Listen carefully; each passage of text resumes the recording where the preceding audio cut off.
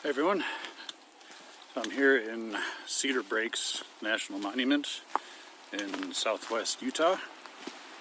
I'm in the area for about a week, staying at Zion National Park, and I'm just taking a little side trip today to Cedar Breaks and possibly Kolob Canyon, which is the western unit of Zion National Park.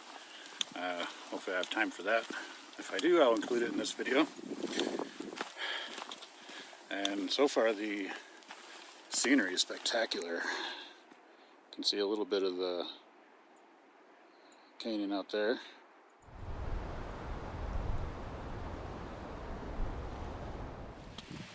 So right now I'm on one of the trails. There's not many trails, but I'm on one of them out to Spectre Point.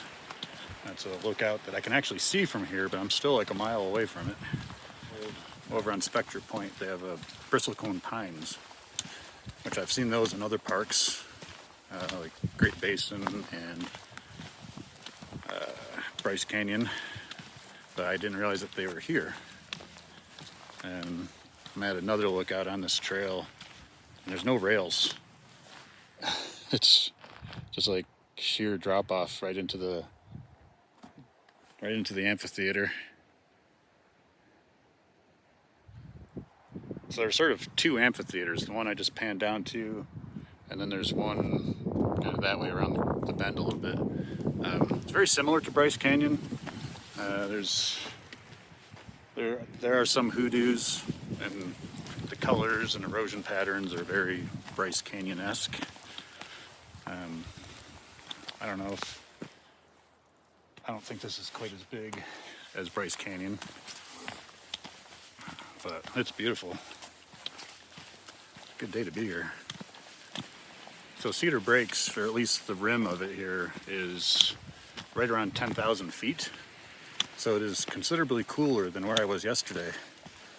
If you saw my video on Valley of Fire, it was almost 100 degrees there. Here it was like 59 degrees in the parking lot, hence my hoodie. Yeah, so it's either side of 10,000. So there's a little bit thinner. Yeah.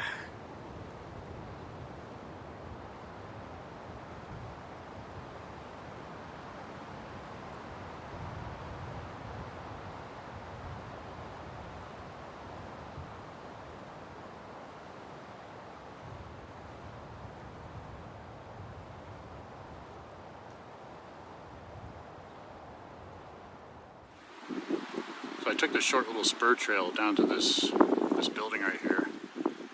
Apparently this was part of the Cedar Breaks Lodge, which was built in the 1920s, and the lodge itself was removed in the 70s, but they left this, and apparently they're not sure exactly what its purpose was or why it wasn't removed with the rest of the lodge, but that's all that remains of the Cedar Breaks Lodge.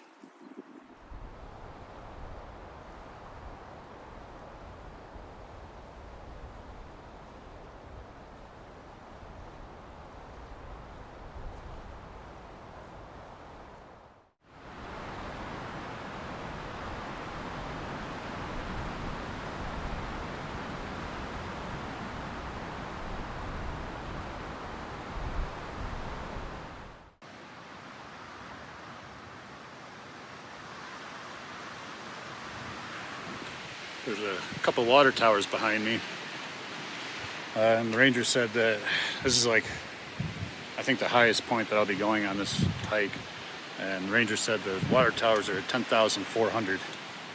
So I'm up here pretty high. I don't feel weird yet. I'm usually good up to 10,000 feet. Usually 12 is where I start feeling the effects of elevation. I'm not too far away from it. And this trail just has one amazing lookout after another.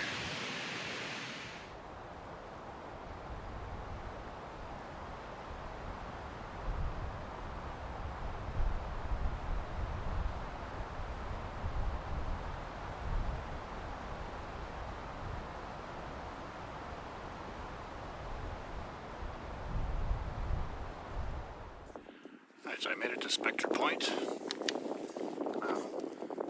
Looks like there's some clouds kind of rolling in over here, so I probably won't hang out here too long. Down, I don't know if you can see it, right here, there's a natural arch. Just spotted that. I think I may have seen some arches over here, but that's the first definite one. Yeah, this is cool. You can see that view behind me. I don't think I'm going to go any farther on the trail. I'm a mile away from the visitor center, and this trail goes for five miles, either 5 miles out or 5 miles round trip.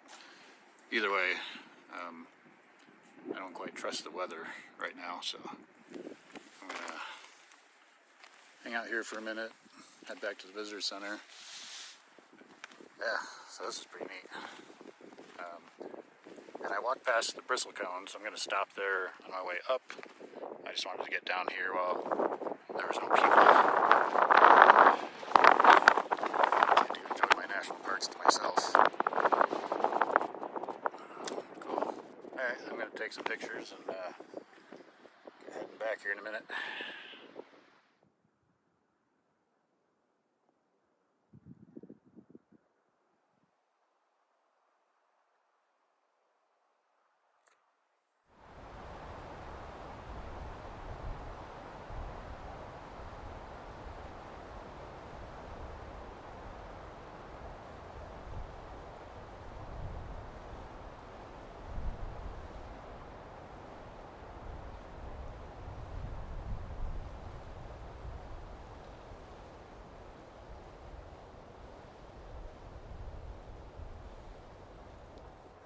Alright, so I'm at the bristlecone pine grove. So there's a really big one behind me. You can always tell bristlecones because they're kind of gnarly looking, all twisted, and usually short, and a lot of limbs, like a lot of bark is missing. Like this one, like half of it's nice and green, it's got bark. This half is much less green, much less bark, but they seem to find a way. It's crazy. These trees are ancient. I know some bristlecones I've seen before are like thousands of years old, and they're so resilient. Like even the dead ones, like this one looks mostly dead. And even the dead ones will stay standing for centuries before they fall over. Whereas other trees, a couple decades and they'll topple over. Not these. Really cool trees though. They're just, it's hard to believe like how old they are. I'll have to ask at the visitor center how old this big one is. This one, if they know.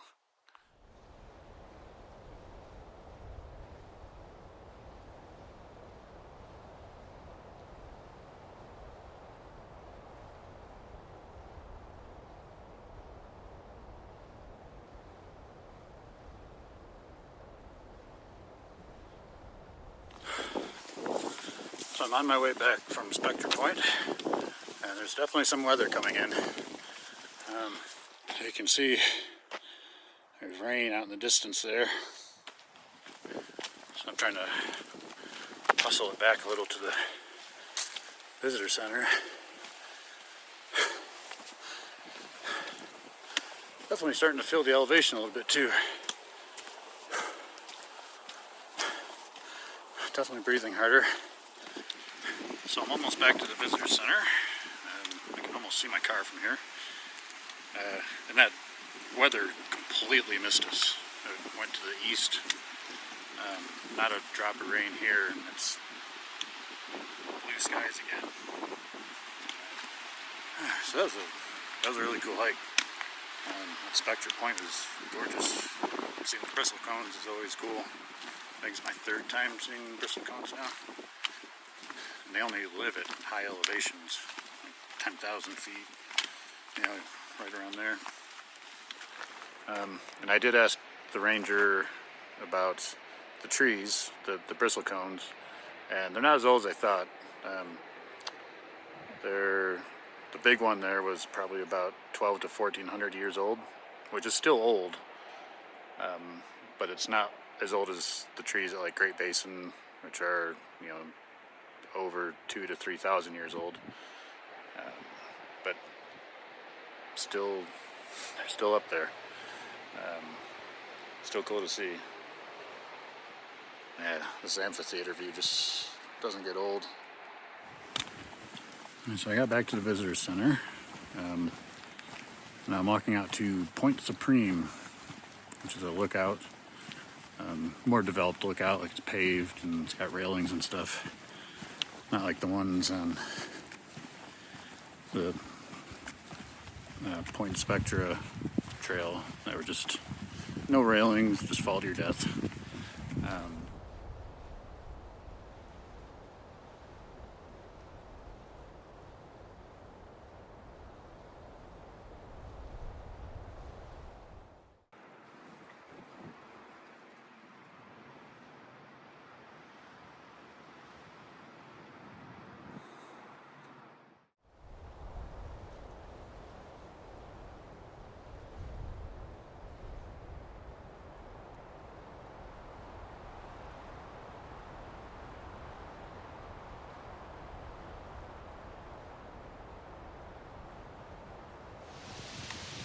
Alright, so I'm making one last stop at Cedar Breaks. This is Chessman Ridge Overlook, and I'm at 10,460 feet. And I was starting to feel the elevation a little bit earlier, so I stopped, rested, had some lunch. Feeling a little better, but I just walked up to the overlook, and I'm going to talk from here at the parking lot because the wind was howling so hard, like just literally a few dozen yards away from here, that any audio would just be useless.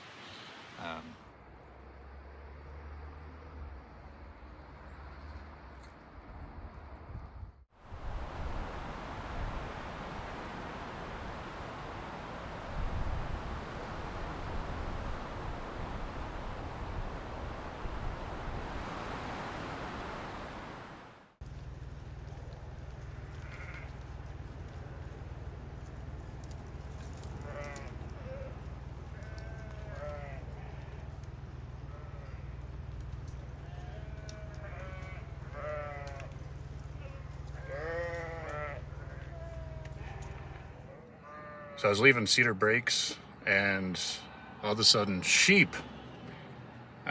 Lots of sheep. I don't know if they got away from something, because they're not fenced in at all. They're kind of coming right up to the road. They're like somebody's sheep from a farm. It's crazy. There's at least 100 that I can see just from right here. I'm gonna get going before they block the road.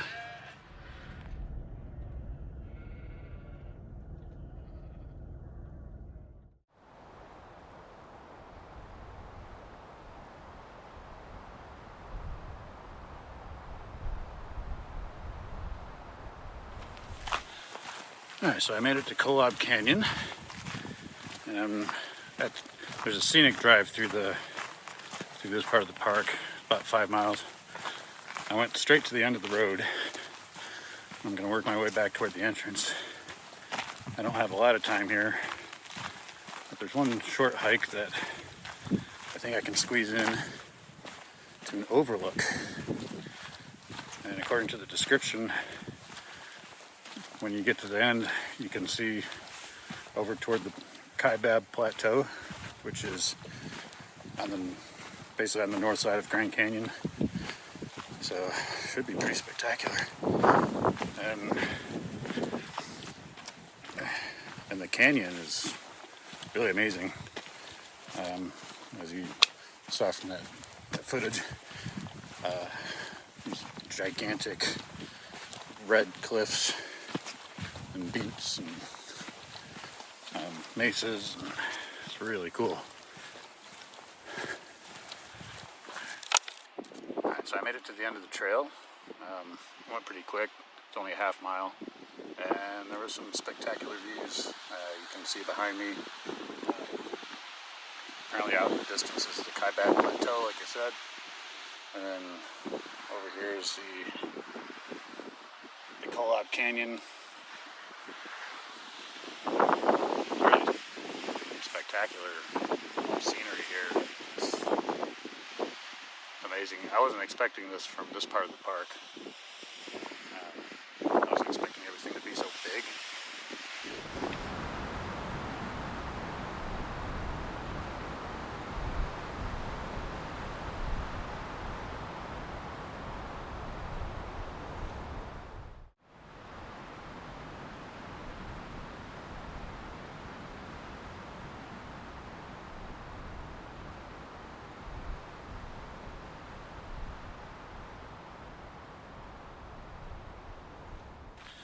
I think I forgot to mention what trail this was.